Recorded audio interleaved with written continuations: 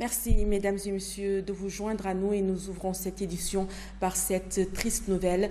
Le président de l'organisation caritative Ar-Rahma, Ahmedoul Abdelaziz, fils du président de la République, est décédé à la suite d'un malheureux accident survenu non loin de Tintin, au Oud El-Gharbi. Le président d'Ar-Rahma revenait d'une tournée dans certaines wilayas de l'intérieur où il avait procédé à des distributions de vivres, d'équipements sanitaires et scolaires, des aides aux plus démunis dans ces wilayas. L'organisation procède souvent à des campagnes du genre pour contribuer à l'amélioration des conditions de vie des populations qui peuvent être laissées à l'écart des efforts publics en matière d'assistance aux pauvres. Dans cette tournée, Ahmedoul Abdelaziz était accompagné d'une délégation dont 2 journalistes. L'un d'eux, notre confrère Cheikh Omar Ndiaye de l'Authentique, est décédé en même temps que lui, que les familles Abdelaziz et Ndiaye trouvent ici l'expression de nos condoléances les plus attristées. Qu'Allah accueille les 2 défunts en son saint paradis et qu'il allège la douleur des leurs. Inna lillahi wa inna ilayhi raji'un.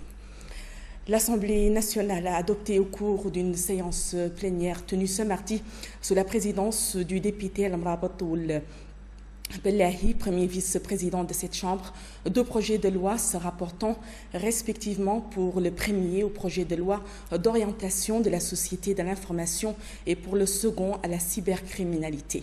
Le ministre des Pêches et de l'économie maritime, M. Nani Ouleshrouga, ministre de l'Emploi, de la formation professionnelle et des technologies de l'information et de la communication par intérim, a indiqué au cours de son intervention faite devant les députés que l'émergence de la société de l'information dictée par la révolution numérique dans un contexte de mondialisation appelle à l'élaboration de stratégies nationales et de cadres juridiques dans chaque pays en vue de créer un environnement propice au développement d'éthique. Évoquant le second projet de loi relatif à la cybercriminalité, le ministre a rappelé que la Mauritanie est désormais dotée d'infrastructures de technologie de l'information et de la communication qui la place parmi les pays devant disposer de l'Internet à haut débit via le câble sous-marin.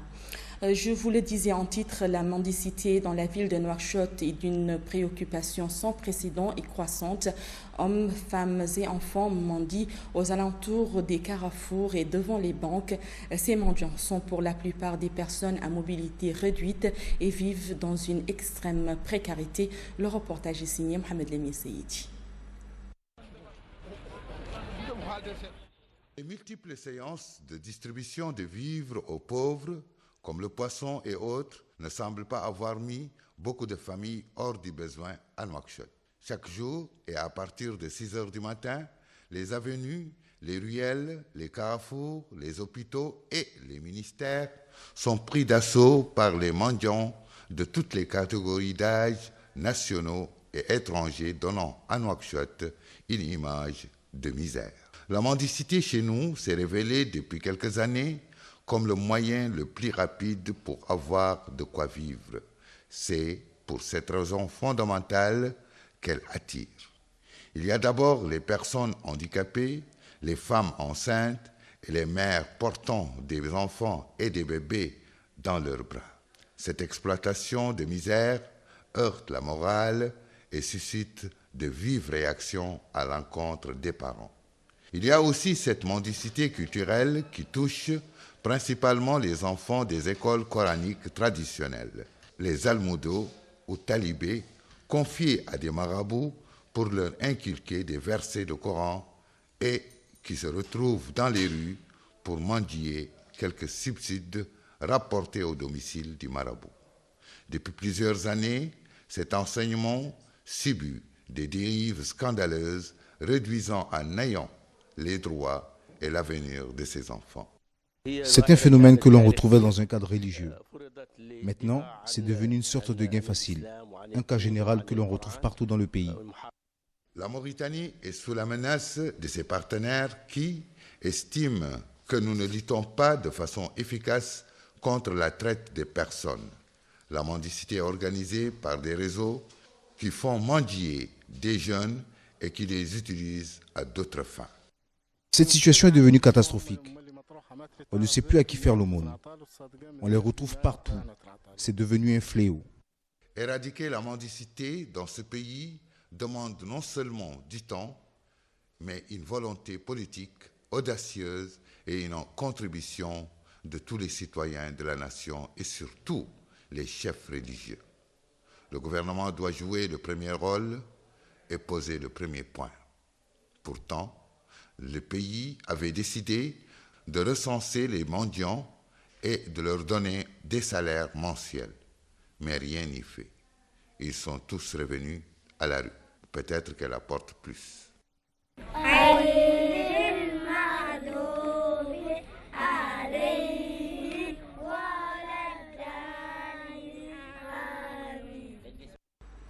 Après la révolution du numérique, les studios photos semblent de nos jours menacés et pour cause, les clients se font de plus en plus rares et des revenus qui baissent. On constate dans ce reportage de Fatima Dey.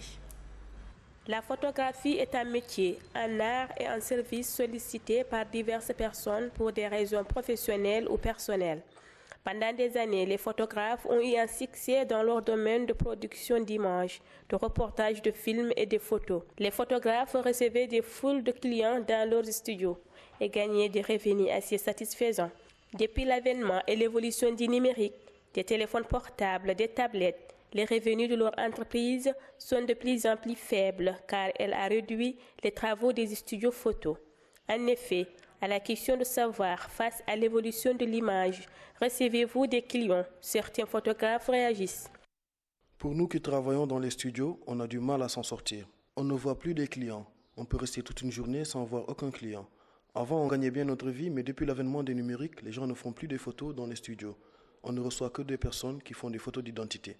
Contrairement dans les laboratoires de tirage photo, la révolution des appareils numériques est considérée comme une aubaine.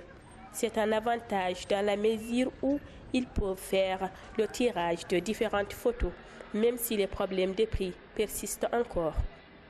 Nous, on fait des tirages photos. Les clients viennent avec leurs appareils pour le tirage, mais le prix a chuté avec les numériques.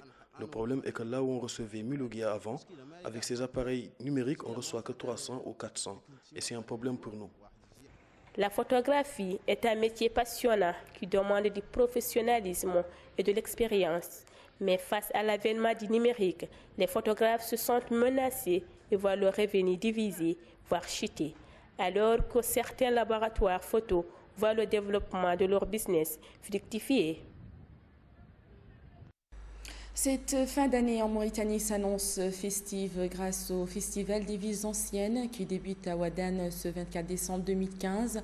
Pour mieux suivre ce festival national, nous vous proposons juste après le journal notre grand reportage qui vous retrace son histoire avec Mimouna Salek. Et place maintenant, chers téléspectateurs, à notre page internationale en bref en images avec Ismaël Tandjan. Au Burkina, le président déchu Blaise Compaoré est visé par un mandat d'arrêt international. L'ex-chef de l'État burkinabé est inculpé d'assassinat, d'attentat et de recel de cadavres, dans le cadre de l'enquête sur la mort de son prédécesseur, Thomas Sankara. Le jeudi 15 octobre 1987, le capitaine Thomas Sankara est en réunion avec des ministres lorsqu'un commando prend d'assaut le bâtiment du Conseil de l'Entente, le siège du gouvernement. Le capitaine Thomas Sankara et 12 responsables sont tués. L'enquête sur la mort de Sankara a été ouverte fin mars 2015 après la chute de Blaise Compaoré en octobre 2014. Chassé par la rue après 27 ans au pouvoir, le sujet de sa mort était tabou pendant l'ère Compaoré, ancien frère d'armes de Sankara, parfois soupçonné d'avoir commandité son assassinat. Les corps ont été exhumés fin mai afin de lever le voile sur le mystère entourant les circonstances de la mort du père de la révolution burkinabé. La justice militaire du Burkina Faso a lancé un mandat d'arrêt international contre l'ex-président Blaise Compaoré qui vit actuellement en exil en Côte d'Ivoire pour son implication présumée dans la mort de l'ancien chef d'État Thomas Sankara. Au Sénégal, suite à l'arrêt et au déferment au parquet du coordinateur général du PDS, Oumar Sarr, ses avocats envisagent de saisir la justice internationale pour séquestration arbitraire de leurs clients. Selon Maître El Hadj Amadou Sall, porte-parole du collège d'avocats d'Oumar Sarr, le client est un député et ne devait pas être arrêté sans que son immunité parlementaire ne soit levée. Maître El Hadj Amadou Sall, dans ses propos, défend que seule l'Assemblée nationale est habilitée à autoriser son arrestation. L'avocat évoque une violation de la Constitution, notamment en son article 62, alinéa 2. Le porte-parole des avocats du député souligne que toutes les autorités qui ont participé à l'arrestation de ce dernier sont passibles de poursuites judiciaires à la Cour pénale internationale pour détention illégale et séquestration.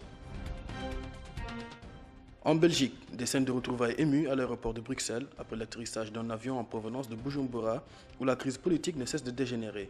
Depuis la semaine dernière, l'ambassade de Belgique enjoint ses ressortissants à quitter le pays. Il y a 10 jours, le 11 décembre, le Burundi a connu de très violents affrontements avec l'attaque de 3 camps militaires faisant plusieurs dizaines de morts et poussant l'Union africaine à échafauder un plan de maintien de la paix. Le Congrès réuni ce lundi et dominé par le parti au pouvoir a exprimé son hostilité vis-à-vis de ce projet et a rassuré qu'il n'y avait pas de génocide en préparation ou en cours au Burundi. Retour sur cette triste nouvelle, le président de l'organisation Ahmed Ould Abdelaziz, fils du président de la République, est décédé à la suite d'un malheureux accident survenu non loin de Tintin, au Oued El Gharbi.